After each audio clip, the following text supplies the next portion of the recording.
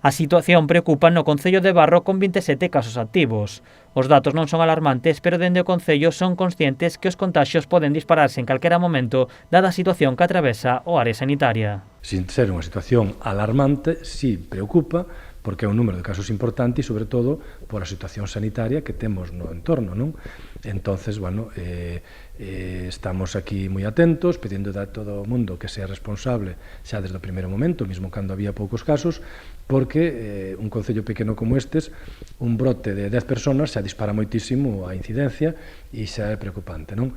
Entonces, ter un solo infectado neste momento xa preocupa, ter 27 preocupa moito máis. Dende o goberno local piden á xente responsabilidade e máximo cumprimento das normas sanitarias. Que temos que ser moi prudentes, temos que respetar estritamente as normas que están dictadas e evitar todo o posible o contacto social con outras persoas, porque non sabemos quen pode estar infectado sin sabelo.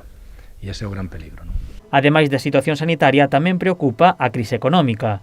O Pleno Municipal aprobou unha moción conxunta do Goberno e do PSOE na que solicitan á Xunta que axilice as axudas aos sectores económicos máis afectados. O que se lle pedía desde aquí é que a Xunta de Galicia axilizara o máximo posible o desembolso de diñeiro, de fondos, para que a eses empresarios pois se lle paliara mínimamente a situación que están vivindo.